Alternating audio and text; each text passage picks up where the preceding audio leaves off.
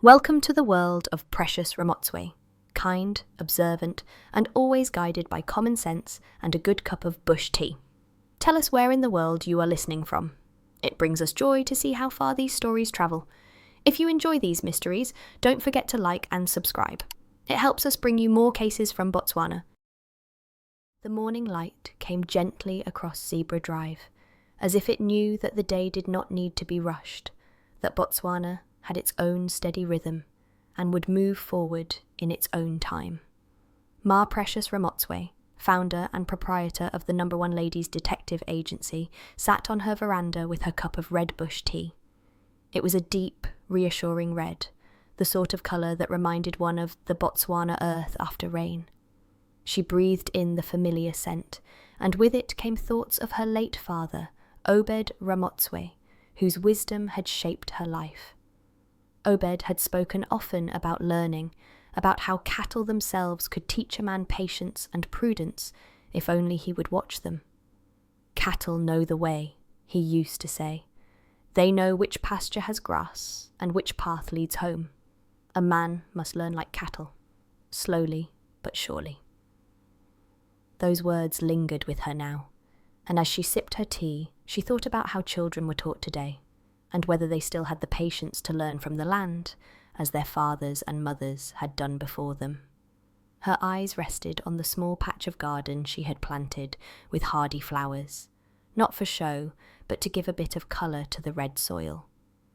Beyond the garden, the sky stretched wide and cloudless, a blue so endless it might have reached beyond the very edge of the earth. Somewhere a dove cooed, and further still she could hear the faint bark of a dog. Botswana mornings had always been like this, quiet but not silent, filled with small sounds that told you life was going on. It was in such moments that Ma Ramotswe felt most able to think about her cases, past and future. Sometimes she would remember the women who had come to her office, voices full of suspicion or worry about husbands, about missing brothers, about dishonest business partners. Sometimes she thought of the men too, who had sought her out, often embarrassed to admit their troubles. All of them were looking for the same thing, reassurance that life could be made right again. And most times she had been able to give that, not always with evidence on paper, but with something more valuable, truth spoken gently, in the right way. This morning, though, her mind had turned not to a client, but to the question of children and their learning. She had seen too many young boys loitering outside shops, their uniforms worn half-heartedly, shirt-tails hanging out, their eyes restless and distracted. The world was full of temptations for them, cheap radios playing loud music, games that kept them from their studies, even the easy money of small errands that led nowhere good. And the girls too, though often more serious, sometimes grew tired of lessons and wished to leave school too soon, pulled away by the thought of marriage or by the burdens of home. She sipped her tea slowly, feeling its warmth spread through her. Children must be helped to see that learning is a gift, she thought. But not all learning is the same. Some must be in the classroom, but some must be in the cattle post, or in the kitchen, or in the wise stories told by an aunt or grandmother. She remembered how her own aunt had once taught her how to tell when a storm was coming simply by watching the ants. "If ants hurry home, rain is on its way," the aunt had said. That was knowledge as true as any in a book. She looked at the clock in her sitting room through the open door. It was not late, and yet she knew that soon Mama Cootsie would arrive at the office, her glasses shining with indignation at some new foolishness in the world, her shoes, those formidable shoes, clicking their approval or disapproval as they chose.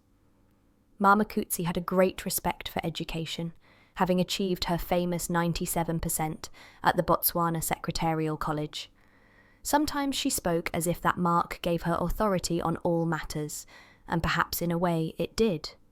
But even Mama Cootsie, proud as she was, had things she could still learn. Everybody did. Her thoughts drifted again to her father. Obed had never been to a school beyond the early standards, but his learning had been as deep as any professor's. He knew the ways of cattle, the meaning of weather, the character of men. He had taught her that honesty was the only true wealth, and kindness the only proper use of strength. Those lessons had guided her when she founded her agency, and they still guided her now. She smiled, remembering how he had once scolded a neighbour gently. "Your cattle stray because you do not listen to them. They tell you they need better pasture, but you are deaf to them." People laughed at that, but it was true. Cattle did tell their stories if one cared to listen. The tea was finished now, the cup empty, but the comfort lingering. She set it down and thought again of the children she had seen, restless and unwilling to sit in class. Could it be that they too were trying to tell a story, if only adults would listen? A story of confusion, of fear, of not knowing their place in the world. Adults were quick to scold, to say, "Why are you lazy? Why are you foolish?" But perhaps the children were saying, "I am trying, but I do not know how." It was not for nothing that the elders of Botswana had always said, "The child who is not embraced by the village will burn it down to feel its warmth." She had heard that saying many times, and each time she saw the truth in it. A child ignored could become a child lost. And a lost child was a loss not just for his family, but for the whole nation. Her mind, as it often did, returned to her office. The small white building, with its modest sign, the No.1 Ladies' Detective Agency, would soon open its door for another day. Who would come through it today? Perhaps a woman worried about her husband's secrets, perhaps a man unsure about a partner's honesty, or perhaps something else entirely, something that would test her patience and her wisdom in new ways. She had long since learned that cases never came as one expected them, but as they were needed. And if her thoughts this morning had been about children and learning, then perhaps, she thought, there was a reason for that. She rose from her chair, smoothed her skirt, and carried the cup inside. The day had begun as it should, with tea and reflection, and now it would continue with work and listening. That was how life was meant to be lived, with small beginnings, with careful steps, with attention to what people said and what they did not say. In that way, the mysteries of life, whether large or small, would always, in the end, find their answer. Later that morning, the small office of the No.1 Ladies' Detective Agency was warm with the mid-morning sun. The blinds had been drawn to keep out the glare, but the brightness still pressed its way in, softening the edges of the room.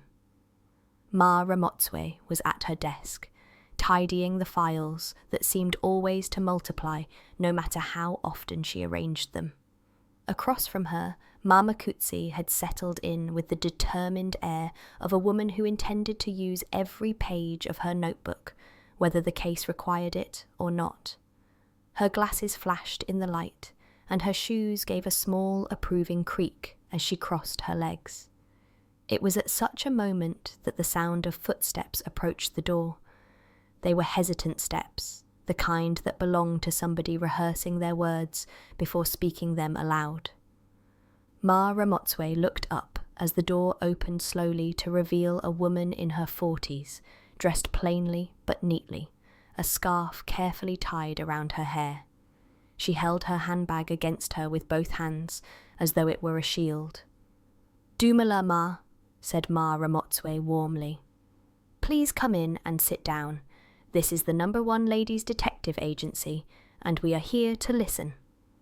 The woman returned the greeting with a quiet nod and lowered herself onto the chair opposite. For a moment she pressed her lips together, as if deciding how much of her burden to reveal. Then she spoke. "My name is Malabogo," she said. "I've come because of my nephew.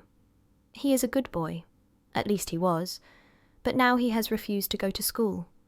He is only 10, and yet he already thinks he knows better than his teachers, better than his aunt, better than everybody.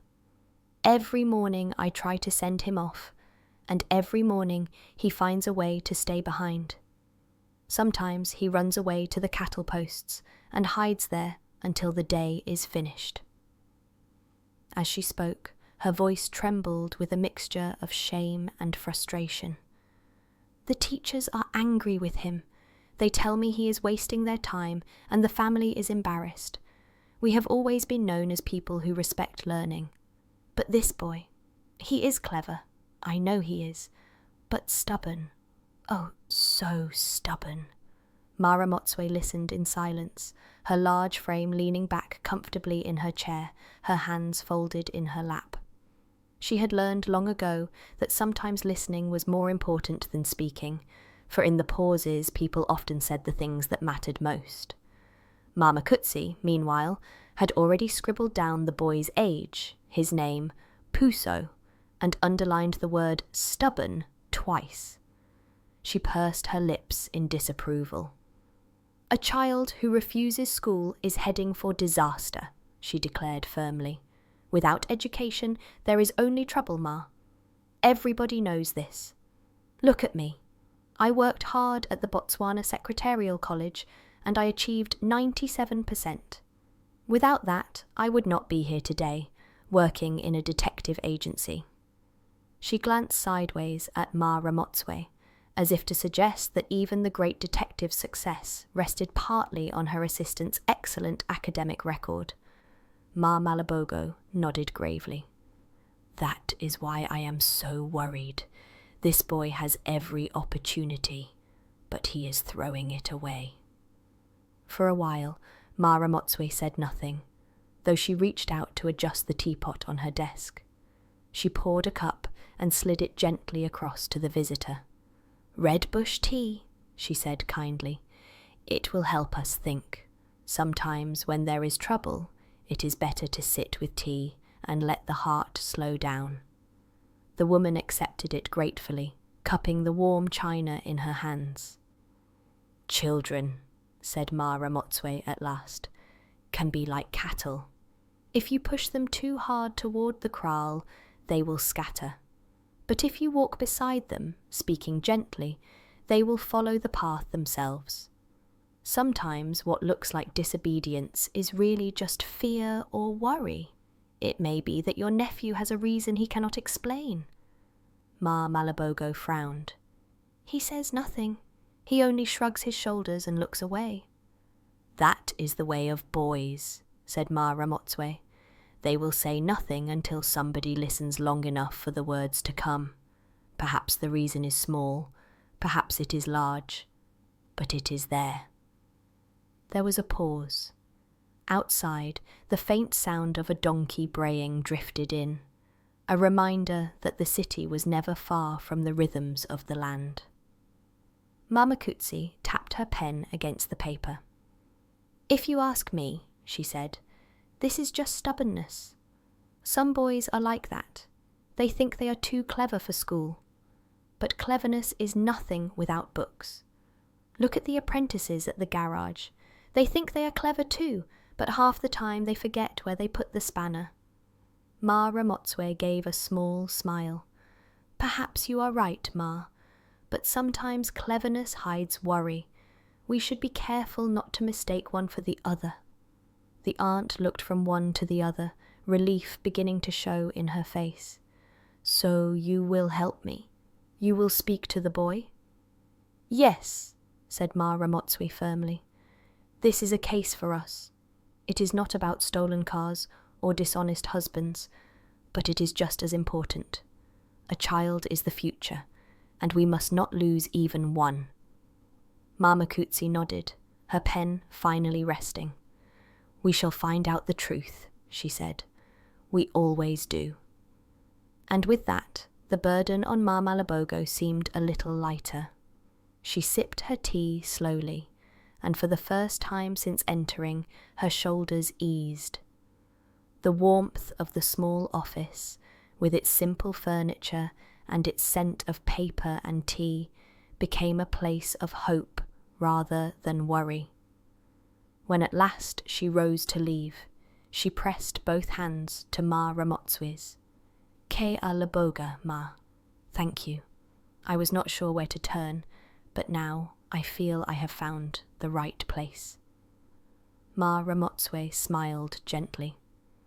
We will walk beside him until he finds the kraal, she said.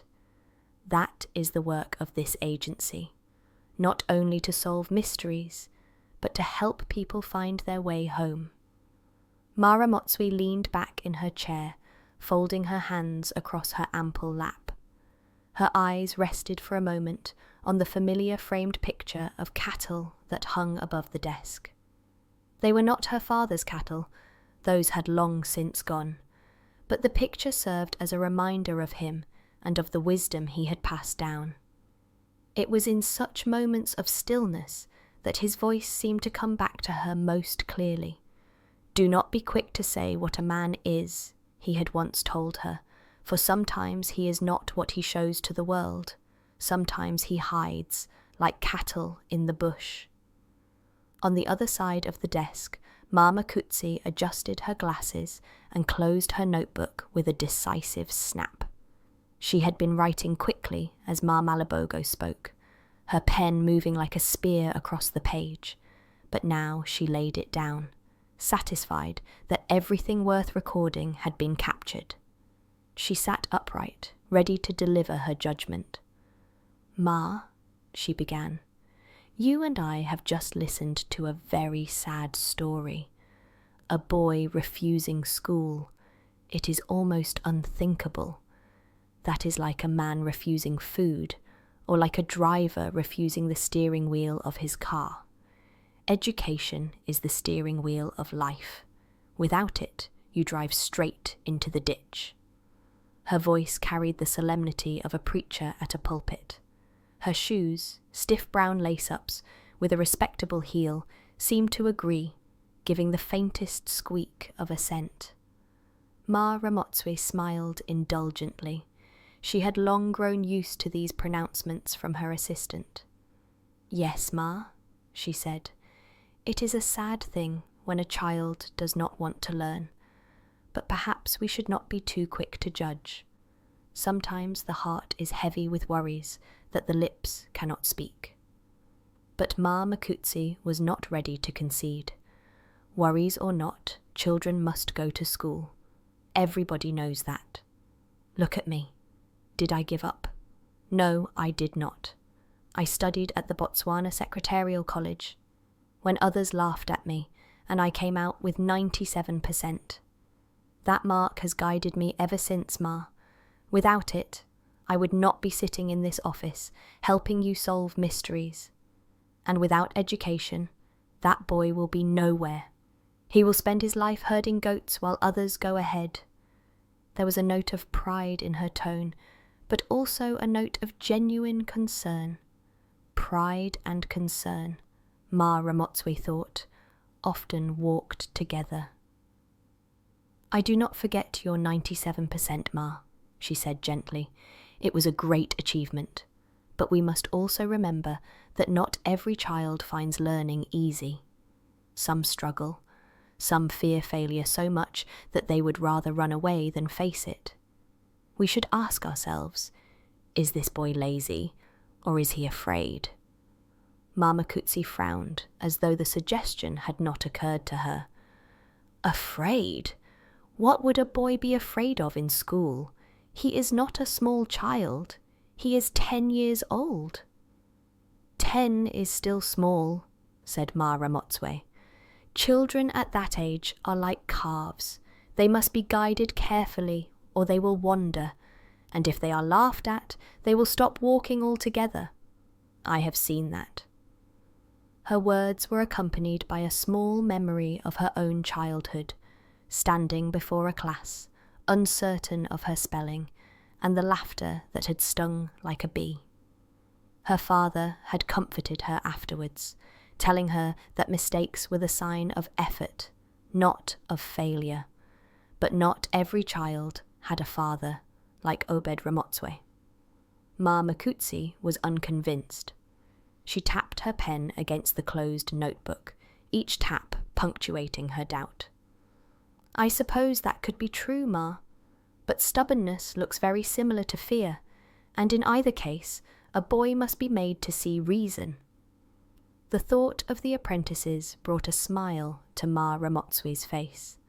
Those two boys, if one could still call them boys, were a constant source of comic relief and exasperation. Yes, that is true, she said. They have never shown much interest in education, and look at the trouble it has caused.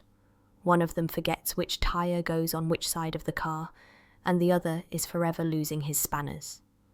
Exactly, said Ma Makutsi, her eyes flashing triumphantly behind her glasses. They are lazy because they did not study. They think that fixing cars is only about strength and not about knowledge. They do not see that even mechanics must read manuals and know how to measure things. Yes, Ma, said Ma Ramotswe, but even they can learn if they are shown in the right way. Remember when Mr. J.L.B. Mattaconi explained to them about the carburettor?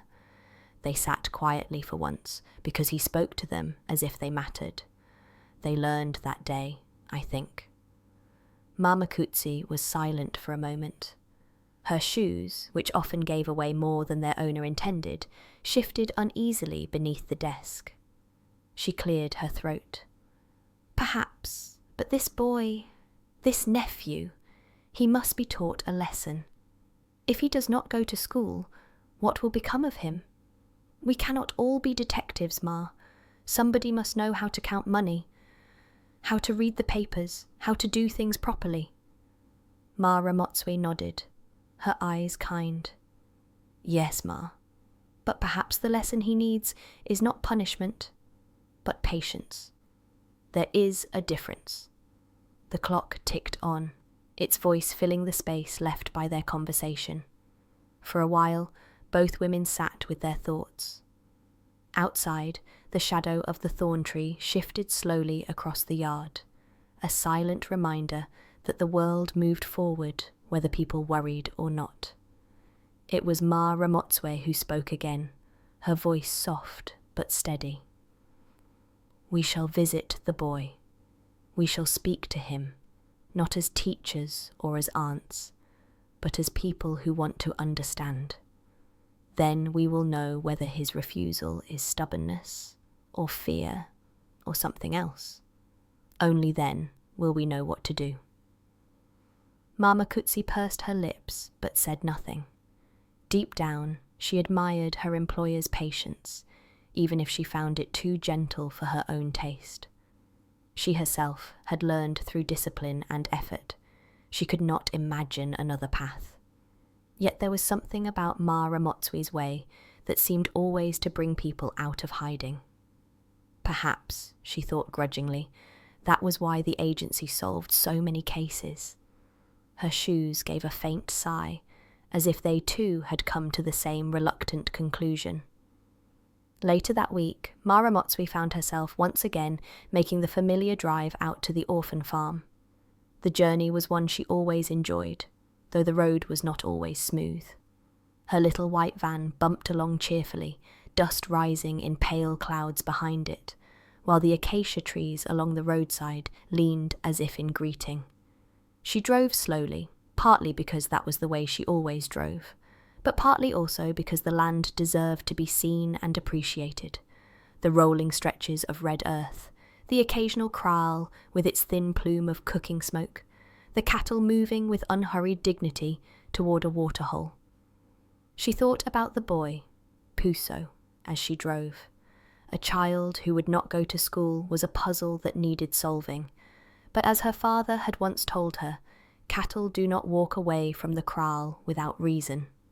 There was always something behind such behaviour, even if it was hidden. Perhaps today, at the orphan farm, she would see something that would cast light on this boy's problem. The orphan farm was full of children who had reasons to be sad, to rebel, to give up. And yet, under the steady hand of Ma Potokwane, many of them had found their way back to hope. When she arrived, the big gate of the farm stood open, as it almost always did. There was an air of welcome about the place, an invisible invitation to come in and be received. The children were outside, some playing with a worn football, others gathered in smaller groups with books or skipping ropes. Their laughter carried across the yard, bright as birdsong, and at the centre of it all, as always, was Ma Sylvia Potokwane. The matron was a woman of strong will and strong presence, with a bosom that seemed to announce her arrival before she had spoken a word, and an expression that brooked no nonsense. She spotted the white van at once and waved both arms as if directing an aircraft. "Ah, Ma Ramotswe," she called out. "You are just in time. Come, come, you must sit and have tea. I have fruitcake today. You cannot say no." There was no point in resisting. Nobody in Botswana ever resisted Ma Potokwane when she had fruitcake on her side. Even Mr. J.L.B. Matakoni, who was by nature a cautious and reserved man, had found himself agreeing to extraordinary things under the influence of her cake. He had once taken in 2 foster children after just 2 slices, and although he had never regretted it, he had admitted privately that the cake had been stronger than his own will. Ma Ramotswe smiled and allowed herself to be shepherded to the matron's office, a room filled with files, lists, children's drawings, and, most importantly, the large tin that contained the famous cake. The matron sliced it thickly, placing it beside steaming cups of strong tea. "I am glad you are here," said Ma Potokwane, settling herself with an air of satisfaction. "We have a small matter, a very small matter, really, that requires assistance from Clockweng Road Speedy Motors. Nothing that will take more than a day. A truck has broken down, you see, and it must be fixed. Otherwise we cannot bring in supplies.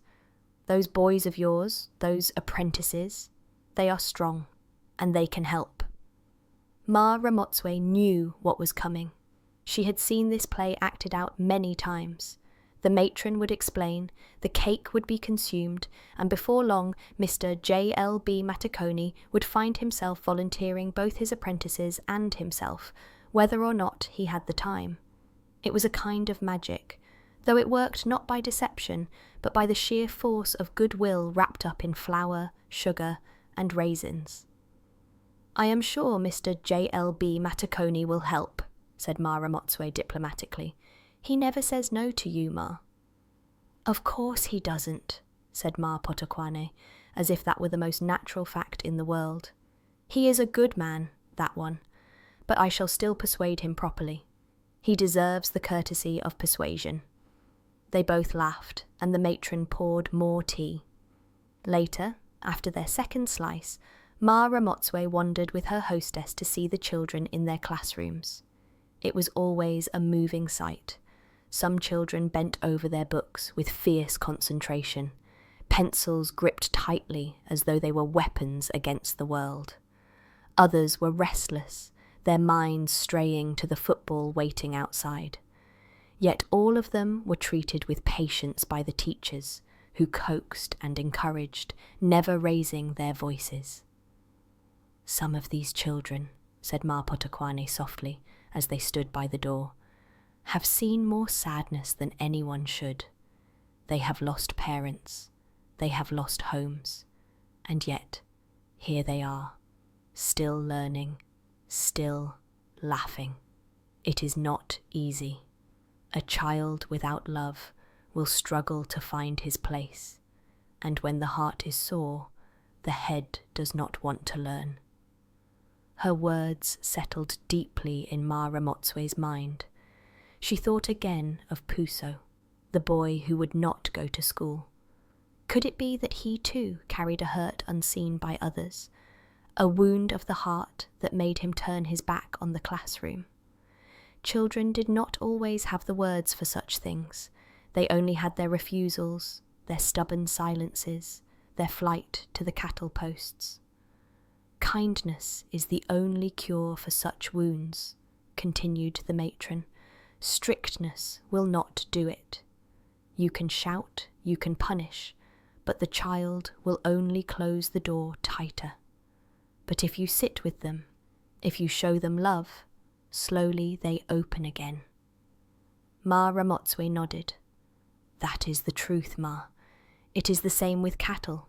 You cannot beat them into the kraal. You must call them gently. Let them see you mean no harm. The matron gave a satisfied hum. You see, precious, you understand.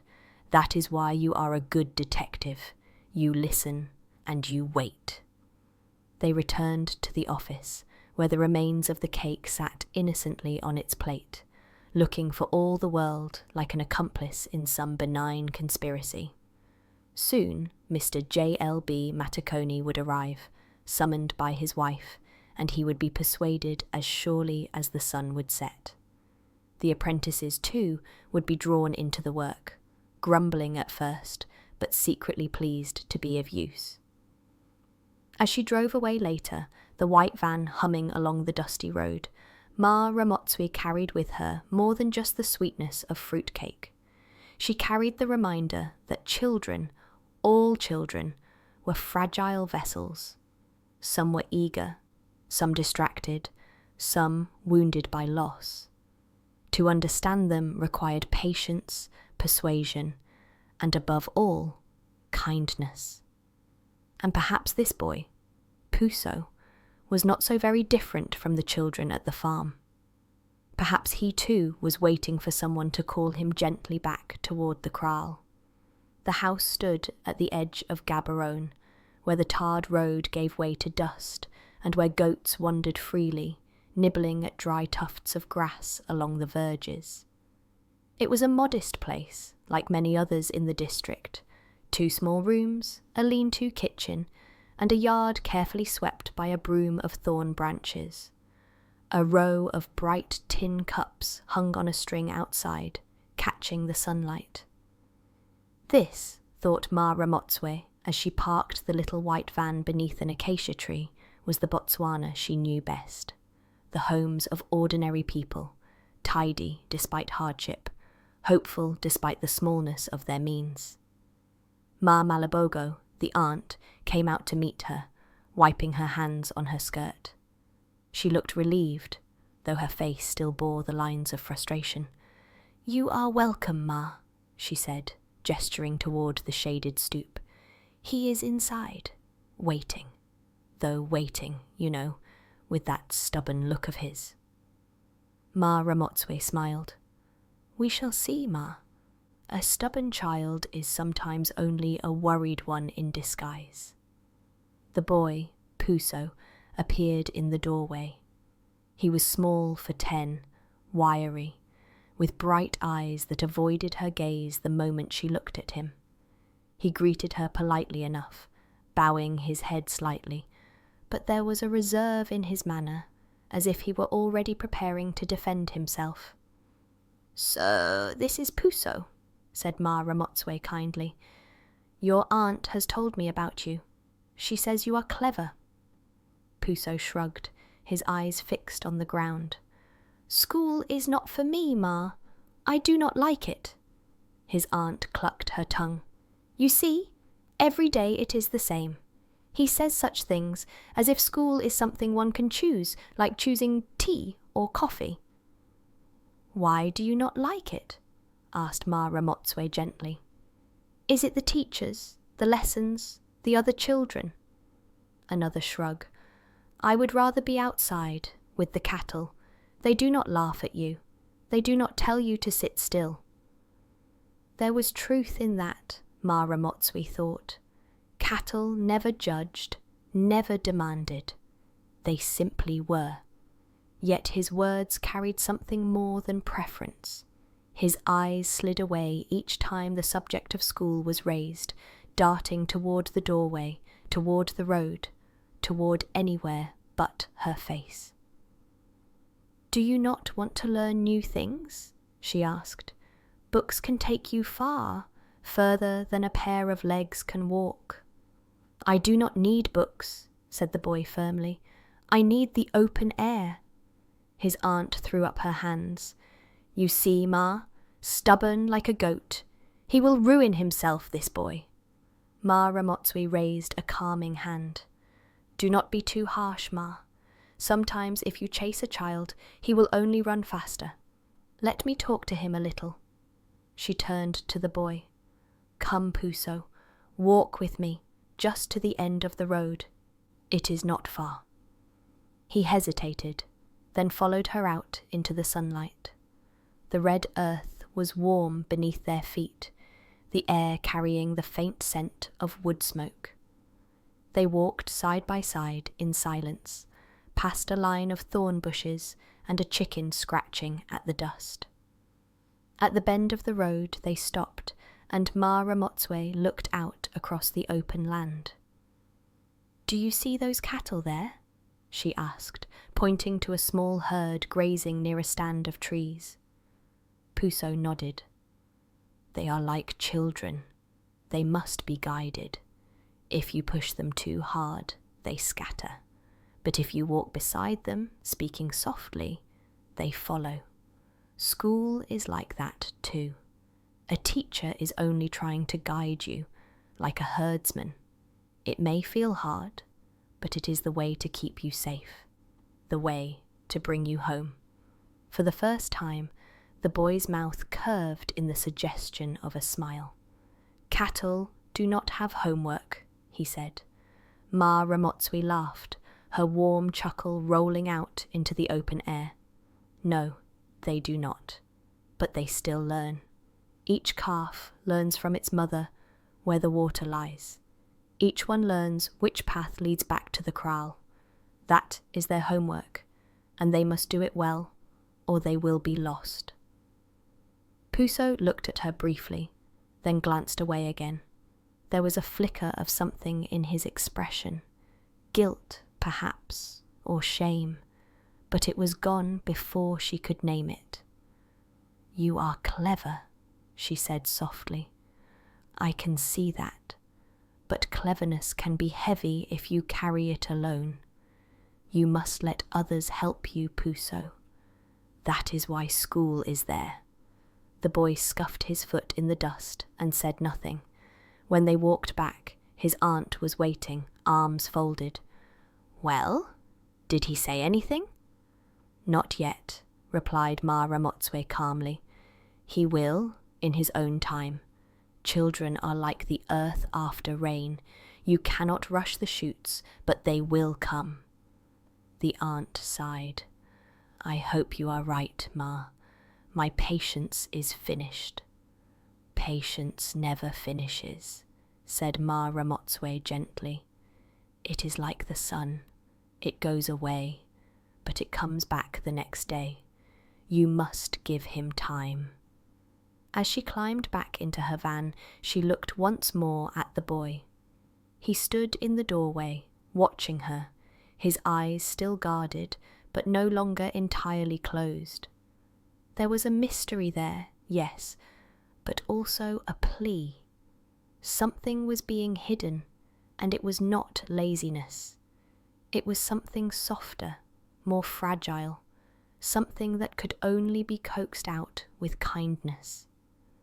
The van started with its familiar hum, and as she drove away, Ma Ramotswe thought again of her father's words. Cattle never stray without reason. Neither do children.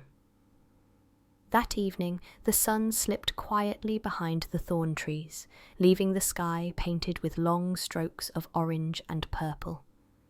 In the Ramotswe Matakoni household, supper had been eaten. A simple stew of chicken and vegetables, and the children were preparing for bed. From their room came the sounds of whispered chatter, the rustle of blankets, and an occasional giggle that should not have been there, but was. These sounds made Ma Ramotswe smile, for a house without the noise of children was a lonely place indeed. In the sitting room, Mr. J.L.B. Matakoni sat with an engine part on his lap. Many men would have left such things in the garage, but he often liked to bring them into the house, to tinker while the evening cooled and the day settled into silence. His hands moved gently, as if even a stubborn carburettor needed to be treated with kindness. Ma Ramotswe settled into her chair opposite, a fresh cup of red bush tea in her hands. She watched him for a while, content in the quiet companionship that came from many years of shared life. Then she said, "Ra, today I went to visit the boy, the one who will not go to school." He looked up, his kind face attentive. "And what did you find, Ma?" She sighed. "He is polite enough, but guarded. He tells me that school is not for him, that he prefers the cattle. Yet when I ask why he does not like it, he looks away. It is as if he carries something he cannot say." Mr. J.L.B. Matakoni nodded slowly. He turned the carburettor in his hands, studying it as though it might reveal the boy's secret. Sometimes boys are like that. They do not speak because they are ashamed. It may be that he struggles in school and does not want to admit it. She tilted her head, considering his words. "You think it is not laziness, then?" "I do not think so," he replied. "I remember when I was a boy. I was no good at arithmetic. The numbers would not stay in my head. And when the teacher saw me make mistakes, he would shout. He did not mean to be cruel. He was only trying to make me learn. But those words, they cut deep. There was one day when I nearly left school altogether. I thought, better to work in the fields than to be told I am stupid every day." His voice was quiet, without bitterness, but Ma Ramotswe could feel the weight of the memory.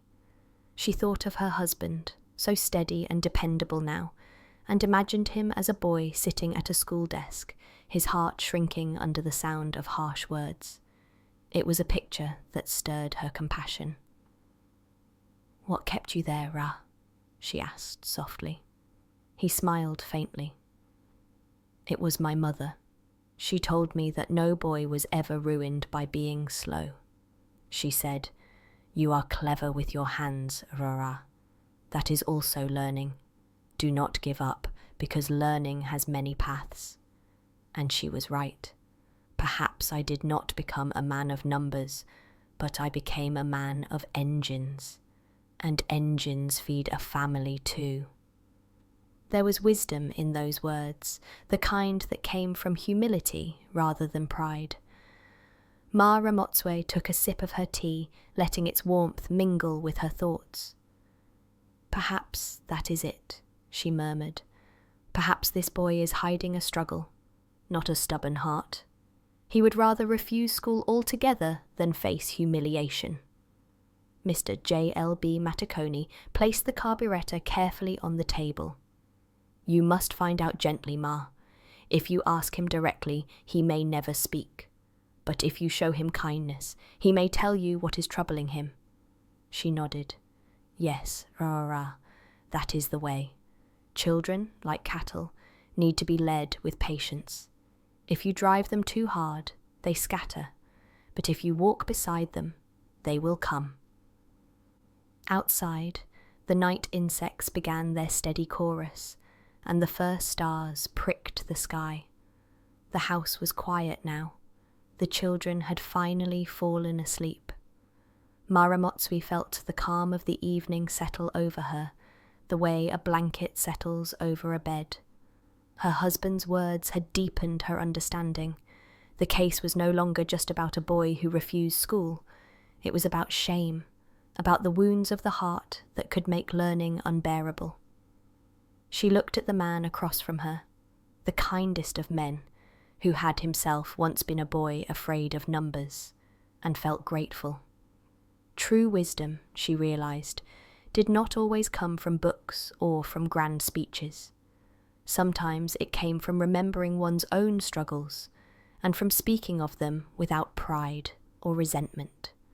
And so the path forward became clearer. She would return to the boy, not as a detective seeking answers, but as a woman who knew what it meant to be human, to stumble, and to find a way back. The next afternoon brought Ma Ramotswe to Clockweng Road Speedy Motors. The white van rolled into the yard, its engine purring like a satisfied cat. This was her husband's domain, a place she always entered with a feeling of quiet pride. Few men in Botswana, or anywhere else for that matter, could coax an engine back to life with such patience as Mr. J.L.B. Matakoni. The garage smelled of oil, of rubber, of dust and old metal, and beneath those smells lay the deeper scent of work honestly done. The apprentices were in the yard, half-heartedly polishing a customer's baccy. Their rags moved over the surface with all the enthusiasm of cattle shooed from green grass. The older one was telling a story, waving his cloth like a flag. The younger one leaned against the bonnet, laughing too loudly at every word. On the steps nearby sat Puso, his knees pulled up under his chin, his eyes following the two young men with a mixture of admiration and mischief. He had begun to appear at the garage in recent days, drawn there perhaps by the bustle of cars and the promise of engines, machines that never asked questions, only required hands.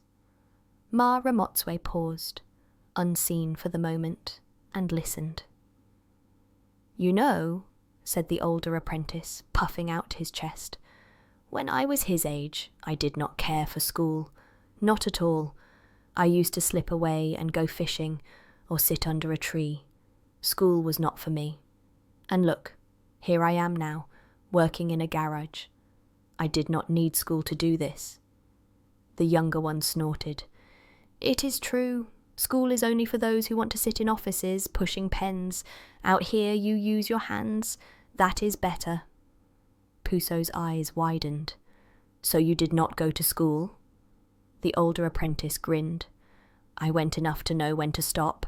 A clever boy can learn a trade without wasting time in a classroom. You watch a man fix a car, and you will learn more in one day than in a year of books." The younger added, "Books cannot tell you how to change a tire. Books cannot tell you how to make an engine sing." They laughed, pleased with themselves. Ma Ramotswe stepped forward then, her presence sudden as shade falling on a hot path. The apprentice's laughter faltered. "Books cannot tell you how to change a tire," she said evenly, "but they can tell you how far it is from Gaborone to Francistown, or how to read the sign that says where to turn. They can tell you how to write your name so that you may be paid for your work. Do you not think those things matter too?" The older apprentice shuffled his feet. "Yes, Ma, we were only joking." "Joking," repeated Ma Ramotswe. "But sometimes children do not know the difference between a joke and the truth. They hear your words and believe them. Then they use those words as an excuse to run away from the hard things." She looked directly at Puso. "Is that not so?" Puso avoided her gaze, staring instead at the dusty yard. His small hands clenched around his knees. Ma Ramotswe turned back to the apprentices. "You are fortunate, both of you. Mr. J.L.B. Matakoni is a good man, patient with your mistakes. But do not think you can stand here and boast about leaving school. That is not cleverness. Cleverness is knowing how to learn from every place: school, garage, cattle post, even kitchen. Learning is not a choice between one or the other. It is both." The apprentices hung their heads, chastened. The younger muttered, "Yes, Ma." She softened then, for it was not her way to crush spirits. "You are good boys. You work, even if slowly. but do not mislead others. A boy must see that the road of books and the road of trades can run side by side. That is the Botswana way. We need both." They nodded, grateful that her rebuke had been gentle. The older one, eager to redeem himself, began rubbing the bakkie with new determination, as if polishing away his careless words. Ramotswe turned back to Puso. He was still staring at the ground, his shoulders hunched. "Do you think they are right, Puso?" she asked quietly. He shrugged. "Maybe. Do you want to be like them?" He looked up briefly. "They don't have to sit in class all day. They just fix cars." "And yet," said Ramotswe, "they cannot read the newspaper. They cannot write a letter to their mothers. They cannot read a road sign. Is that the freedom you want?" Puso said nothing. His face was unreadable, but his silence told her much. She knew boys well enough to see when words were being used as shields. He was grasping at the apprentice's excuses, not because they were true, but because they offered him a place to hide. As she watched him, she felt the mystery deepen. This was not simply the admiration of a boy for older youths. There was something beneath it, something unspoken that twisted in him like a knot.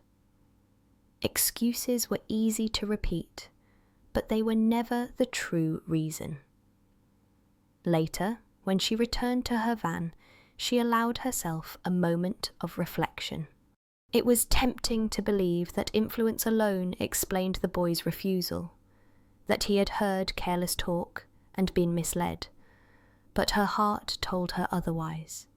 She had seen the flicker in his eyes, the quick turning away when school was mentioned. That was not the face of mischief. That was the face of shame. Cattle, she thought, often follow the wrong path if another cow runs ahead. But the wise herdsman knows that it is not the first stray that matters. It is the hidden thorn in the hoof of the one that lags behind. Until you find the thorn, the animal will never walk properly. She started the engine of the van, the familiar hum rising around her. The apprentices would forget their boasting by tomorrow. But Puso, he would not forget. He carried something heavier than excuses, and until he laid it down, school would remain a place he could not face. The van rolled slowly down the road, dust rising behind it like a faint trail of thought. Somewhere ahead lay the answer, hidden but waiting. And Ramotswe, as always, would find it, not with force, but with patience, and with the quiet wisdom that came from listening. The following morning, Ramotswe set out for Puso's school. The day was bright, with the kind of sunlight that made the tin roofs of houses gleam and sent goats scurrying to the shade. Her little white van hummed steadily along the road, past school children in uniforms of blue and khaki, their chatter carried on the breeze. She watched them with a thoughtful eye. Some walked briskly, eager to reach the classroom. Others dawdled, kicking stones, hoping the road might somehow stretch itself into a longer delay. Each child, she thought, carried a private story into that classroom, joys, fears, secrets that no teacher could always see. The next day, at Puso's school on the edge of a dusty playing field, the low buildings were painted in cheerful, if somewhat faded colours. As she pulled up, a group of children were chasing a ball made from plastic bags knotted together with string. Their laughter rang out across the yard, but among the laughter were the sharp calls of teasing, mock cries that made one boy scowl as he kicked the ball harder than necessary. Ramotswe noticed such things. Teasing was a common sport among children, and sometimes its wounds cut deeper than sticks or stones. Inside the school, she was shown to the office of the head teacher, a kindly woman with tired eyes and chalk dust still clinging to her skirt. They exchanged greetings, and then Ramotswe explained why she had come. "I am trying to understand why Puso does not want to come to school," she said gently. "His aunt is worried, and so am I. He is a bright boy. I can see that. But something keeps him away." The teacher sighed. "Yes, Ma, we know this boy well. He is clever with his hands, quick to understand when we speak. But when it comes to reading, he struggles. The letters move too slowly for him, and he feels ashamed when the others finish before he does. The other children, some of them laugh. They do not mean great harm, but children laugh easily, and he hears it as scorn." Ramotswe felt her heart tighten. She had suspected something, but hearing it spoken confirmed the truth.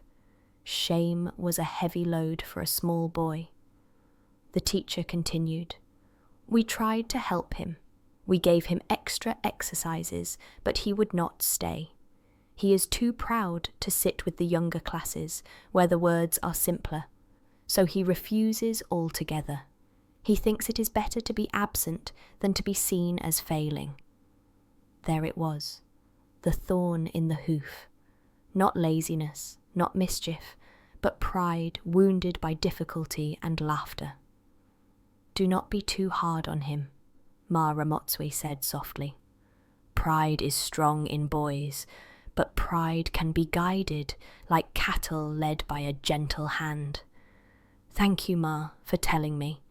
It helps me to know what road to take." She left the schoolyard and found Puso waiting outside, leaning against the fence. He had known she was coming, and his eyes flickered with something between defiance and fear. "You went to speak to them," he said flatly. "Yes," she replied. "I spoke to your teacher. She cares about you, Puso. She wants to help you." "I do not need help." His voice was sharp, but his shoulders sagged. "I am not stupid. I just do not want school." Ramotswe placed a hand lightly on his shoulder. "You are not stupid. I would never say that. But even clever boys have things that are difficult. Some are slow at numbers. Some cannot run fast. Some are afraid of speaking in front of others. Everybody has something." He looked away. "They laugh at me." "Yes," she said. "Children laugh. It is what they do. But sometimes they laugh because they do not understand, not because they are better.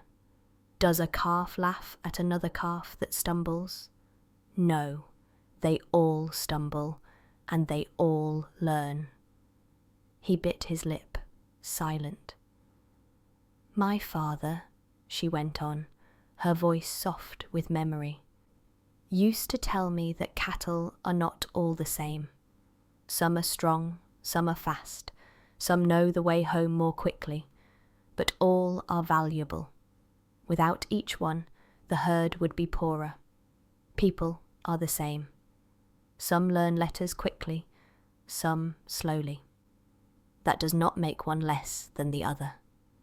Puso glanced up at her, uncertain. "I know it is hard to be laughed at," she continued. "I have been laughed at too. But laughter does not decide who you are. You decide that.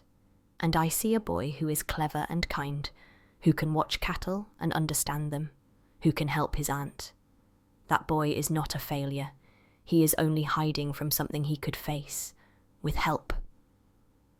For a long moment he said nothing.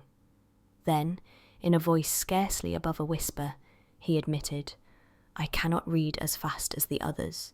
The words slip away. When I try, they laugh. I hate it. I would rather be with the cattle." There it was, the truth spoken at last. Ramotswe squeezed his shoulder gently. "Thank you for telling me, Puso. That is very brave. It is harder to speak the truth than to run away. You have taken the first step." His eyes filled with tears, quickly blinked away. "What if I can never do it?" "Then you will still be valuable," she said firmly. "But I think you can do it. With patience, with someone beside you, you can learn. Remember, cattle learn the path home by walking it every day. At first they stumble, but in time their hooves know the way."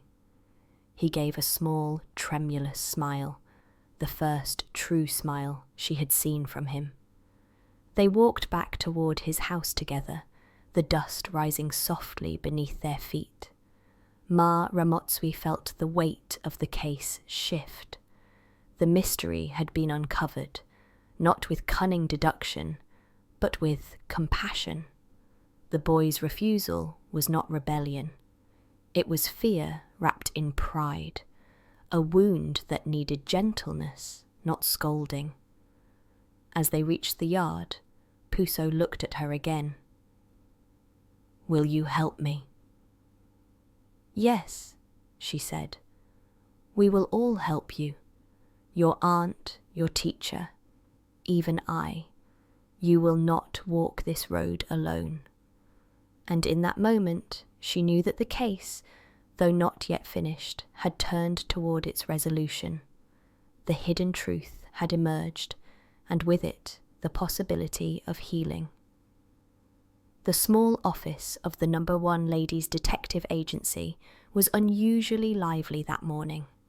Mama Kutsi had arrived with her glasses flashing a kind of missionary zeal. She had heard enough about Puso's trouble with school to declare in tones of certainty that what the boy needed was proper discipline. She had prepared a notebook, 3 sharpened pencils, and even a ruler, as though she were about to sit for her own examinations again. "Bring him here, Ma," she insisted. "I will test him myself. You will see, there is nothing wrong with this boy that a bit of firm teaching cannot fix. Sometimes children simply need to know that somebody is serious." Ma Ramotswe, sitting at her desk with a cup of red bush tea, smiled indulgently. "Yes, Ma, but remember, firmness must have kindness walking beside it. Otherwise, the child will not listen." Soon after, Puso arrived with his aunt. He sat down timidly at the spare chair, his thin frame stiff as though he were about to be judged in a court of law. His eyes flickered nervously from Ma Ramotswe to Mama Kutsi, then dropped to the desk. "Now, Puso," said Mama Kutsi, straightening her skirt. "We will start with something very simple. Spell the word cattle." The boy hesitated. His lips moved silently, as if the letters were wrestling each other before they could emerge. When nothing came, he glanced quickly at the floor. "Cattle," Mama Kutsi announced crisply. "There, you see, that is not so difficult. Now spell school." Again he froze, his hands clenching together in his lap. Ma Ramotswe noticed the way his face tightened, the panic rising in his eyes. She saw too how the boy's aunt shifted uncomfortably, as if expecting scolding. Mama Kutsi, however, pressed on, her pen poised over the page. "Come now, Puso. Try. S-C." "Enough, Ma," interrupted Ma Ramotswe gently. "Look at him. He is afraid." Mama Kutsi turned, startled. Then she saw it. The boy's trembling lips, his shoulders hunched as if to shield himself from invisible blows. Her certainty faltered. She lowered her pen slowly, her glasses sliding slightly down her nose. In that pause, something unexpected rose within her. Memory. She remembered a day long ago at the Botswana Secretarial College, when the typing teacher had hovered over her shoulder. The keys had blurred, her fingers fumbling, and she had felt the heat of embarrassment burn her cheeks. For a moment she had thought she would fail, that her 97% dream would slip away. It had not, of course. She had fought back and triumphed. but the sting of that fear remained. She took a deep breath. "Puso," she said, her voice softer now. "Do you know that even I was once afraid in school? Do you know that I sat in class, worried that others would see me stumble? I did. Even I, who got 97%. The boy's eyes lifted in surprise. He had not expected this woman, so fierce and precise, to admit such a thing. "Yes," she continued, surprising herself as much as him. "There were times I thought, I cannot do this. I will fail. But I did not give up. I kept going, and slowly it became easier." She placed her notebook aside. "Let us try something smaller. Not spelling, not yet. Let us read one sentence together. Only one." She slid a slim book across the desk, opening to a page with large letters. She pointed to the first line. "Read with me, Puso. We will go slowly. No one is laughing. No one is rushing. Just us." He hesitated, but her gentler tone steadied him. His lips shaped the first word, haltingly, then the next. The letters were stubborn, but with her patient guidance they began to fall into place. By the end of the line he had read the sentence, stumbling, yes, but without panic. A small smile crept across his face, the shy triumph of a child who had just lifted a weight he thought impossible. "Excellent," said Ma Makutsi, and for once there was no boast in her tone, only quiet pride. "You see, you can do it. Slowly, but you can." Across the desk, Ma Ramotswe watched with approval. She had always known that beneath Ma Makutsi's sharpness lay a good heart, one that could learn softness when required. And here it was, unfolding before her eyes. For Puso, this was the beginning. For Ma Makutsi, it was a lesson too, a reminder that patience was not weakness, but strength in another form. Even those proud of their accomplishments could discover new humility when guiding others. And for Ma Ramotswe, it was a moment of gratitude. Gratitude that her agency was not only a place for solving mysteries of dishonesty or suspicion, but also a place where a child could take a first step toward courage, under the gentle watch of two women who, each in their own way, had learned what it meant to persevere. The weeks that followed brought change, not in sudden leaps, but in the slow, steady steps that mark true progress. Puso returned to school, not every day at first, but often enough for his teacher to see the difference. This time he did not sit in the crowded middle rows, where quick readers showed off their speed. Instead, he was placed with a teacher who had patience in her voice and encouragement in her smile. She let him move at his own pace, praising even the smallest victories. At home, Ma Malabogo learned a new way too. She had always been stern, quick to scold when the boy lagged or refused. Now she tried praise instead, though it came awkwardly at first, as if the words did not quite fit her tongue. But Puso responded, his shoulders loosening, his eyes meeting hers more often. Even an ant, she realized, could learn again how to be gentle. One afternoon, Ma Ramotswe drove out to visit. The air was warm, carrying the scent of rain promised but not yet fallen. She found Puso sitting outside on the stoop, a thin book balanced on his knees. He looked up shyly as she approached. "I am reading, Ma," he said, his voice soft but proud. "Read to me, then," she encouraged. He began slowly, sounding out each word, pausing when the letters tangled, then trying again. It was not smooth, but it was brave. By the time he reached the end of the page, He was smiling. "Well done," said Ma Ramotswe warmly. "You see, you are walking the road now. Each day it becomes easier." His aunt, standing nearby, dabbed her eyes with the corner of her apron.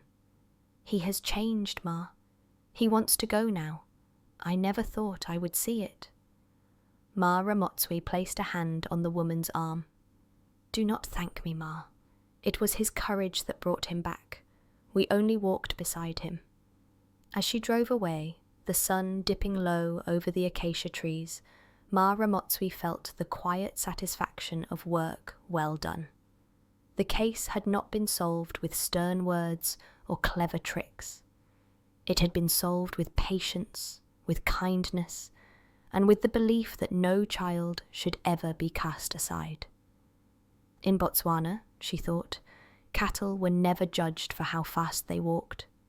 Each beast had its place in the herd, and each one mattered. So it must be with children. Some learned quickly, others slowly, but all deserved the chance to find their way home.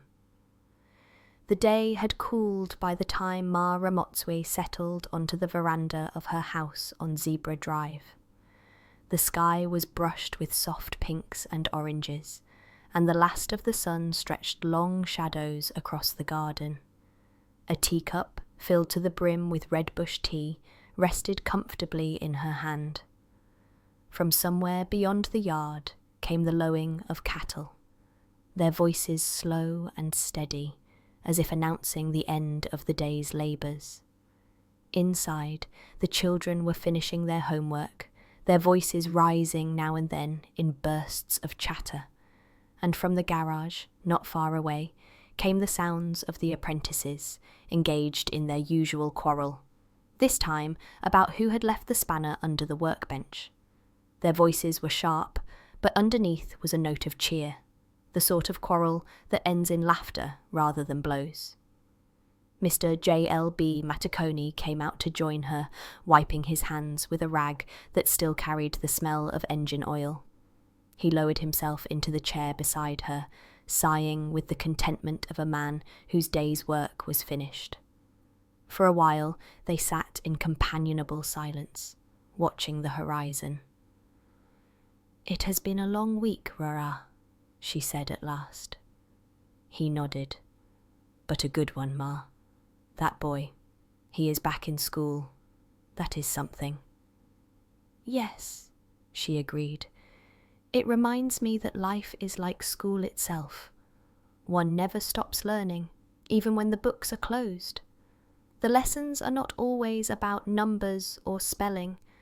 Sometimes they are about kindness. Sometimes about courage." He looked at her, his expression as gentle as the evening air. "And those lessons are the hardest of all." She smiled, remembering the boy's shy voice as he had read aloud, the pride in his aunt's eyes when she had praised him. She thought, too, of Ma Makutsi, sitting straighter than ever at her desk, but speaking more softly than usual when she had helped the boy with his reading. Even those who boasted of 97% could learn something new, that patience was another kind of achievement. The apprentices' laughter carried out to them now, one triumphant voice declaring victory in their argument. Mr. J.L.B. Matakoni shook his head, though a smile tugged at the corner of his lips. "Those boys will never learn." "Oh, they will," said Ma Ramotswe. "Slowly, like cattle finding their way to water. It just takes time." The sun sank lower, painting the land in gold. Watching them, Ma Ramotswe felt again her father's wisdom, that every beast, whether strong or slow, had its place in the herd. And so it was with people, and with children like Puso. She lifted her cup of tea, letting the steam rise into the cooling air. The world was steady once more. Another small piece of Botswana had been set right, not with harshness, but with patience and care, and with that thought, her heart rested content beneath the wide, forgiving sky.